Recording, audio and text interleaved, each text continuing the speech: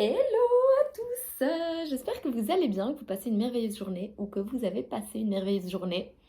Aujourd'hui, on se retrouve dans une petite vidéo pour que je vous explique comment ça s'est passé quand j'ai dû quitter mon appart. Enfin, j'avais un mois pour quitter mon appart alors que j'avais plein d'autres choses de prévues dans cet appart. Donc pour ceux qui ne me connaissent pas, je m'appelle Anissa, je suis belge et j'ai habité pendant 3 ans à Barcelone.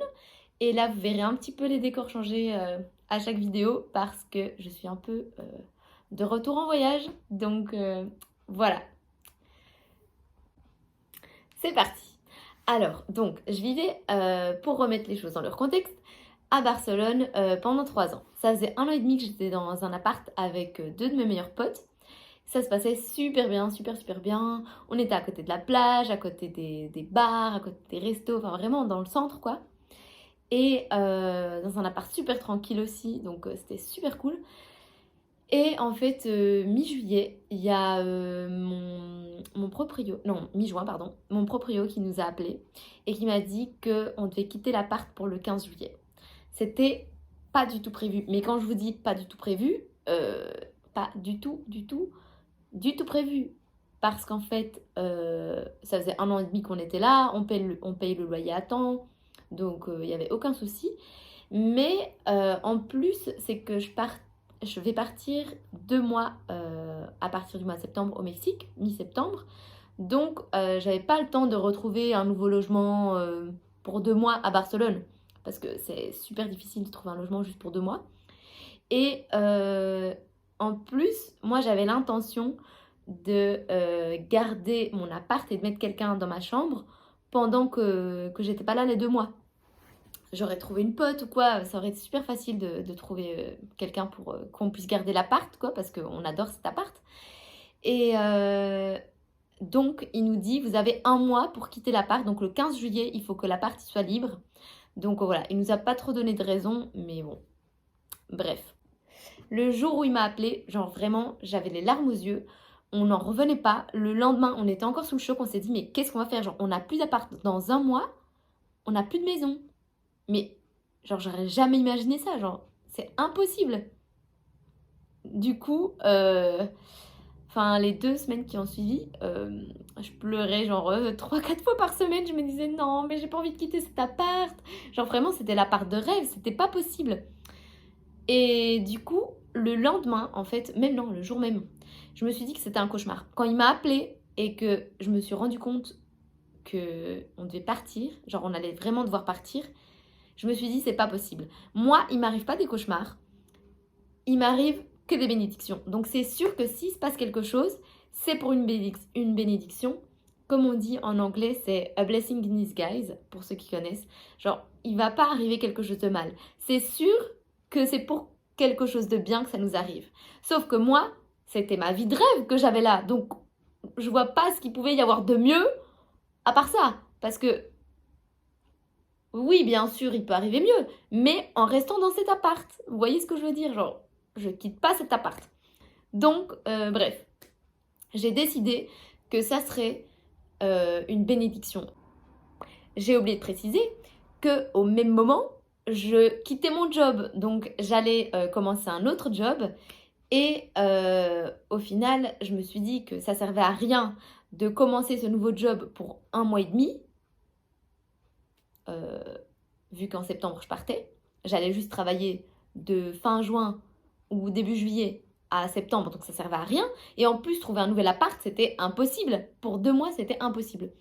Donc, je me suis dit, au fil des jours qui passaient, d'être dans l'incertitude de qu'est-ce que je vais faire, je sais pas, blablabla.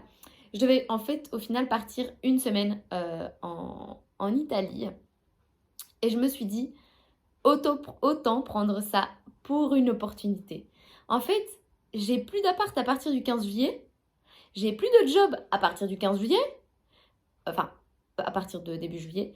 Donc, en fait, autant partir 3 semaines en Italie et pas faire juste une semaine de vacances parce que je travaillais.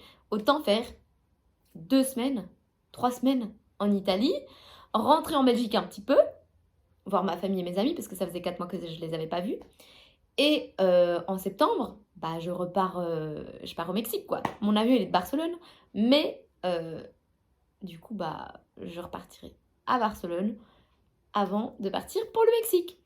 Et c'est là que je me suis dit, en fait, c'est clair, genre, qui peut vivre 3 semaines en Italie? Genre, t'as plus d'appart, t'as plus d'appart à payer et ni de job pour lesquels tu dois faire... Enfin, il y a plein de soucis quand tu quittes un job. Du coup, bref, là, j'étais libre et je me suis dit, en fait, c'est ça ma bénédiction, de pouvoir partir, faire ce que je veux. Mais le truc, c'est que c'est quand même difficile à accepter parce que sur le coup, je me suis dit, moi, j'étais pas prête pour une transition maintenant. Genre, j'étais prête pour une transition en septembre, quand j'allais partir au Mexique.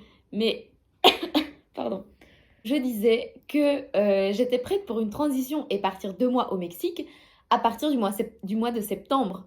Moi, l'été, je le voyais complètement à Barcelone, mon 3e été magnifique. Je me voyais pas du tout quitter Barcelone en juillet, pendant le plein été, et voilà quoi. Mais c'était ça qui était difficile à accepter, mais en fait, à quoi bon résister? Autant faire dans l'acceptation, accepter. En fait, si la vie t'apporte ça, c'est pour une raison. Donc autant le prendre bien, penser positif, que c'est pour quelque chose de meilleur. Et c'est ça en fait que j'ai envie de vous montrer aujourd'hui. Parce que là, je suis de retour en Belgique du coup avec ma famille et mes copines. Et ça me fait trop plaisir d'être au final 3 semaines, 1 mois ici. Alors que genre, moi en Belgique, en été, il fait froid ici. Genre hier, j'ai mis une veste. Ça fait 3 mois que j'avais pas porté de veste. Et l'été en Belgique, c'est pas l'été comme à Barcelone avec la plage, le soleil, genre le soir tu sors en petit short et en petite blouse. Mais ça me fait trop plaisir d'être avec mes copines, ma famille et de pouvoir profiter et quand même d'avoir ma petite routine à la maison chez ma mère.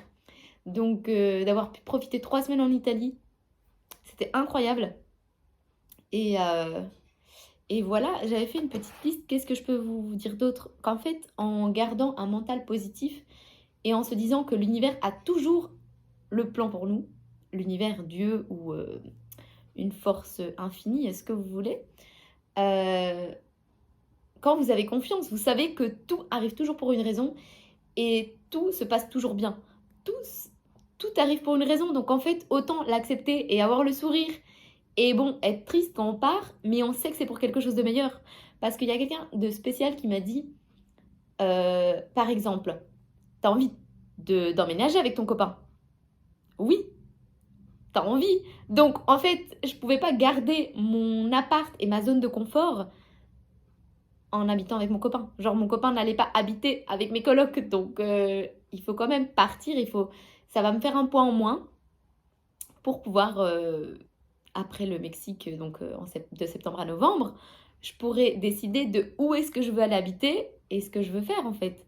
Et j'ai plus ce poids qui me retient Barcelone, comme moi en fait ça me gardait ma stabilité, de me dire ah super, je pourrais quand je reviens en novembre, j'aurai toujours mon appart et tout.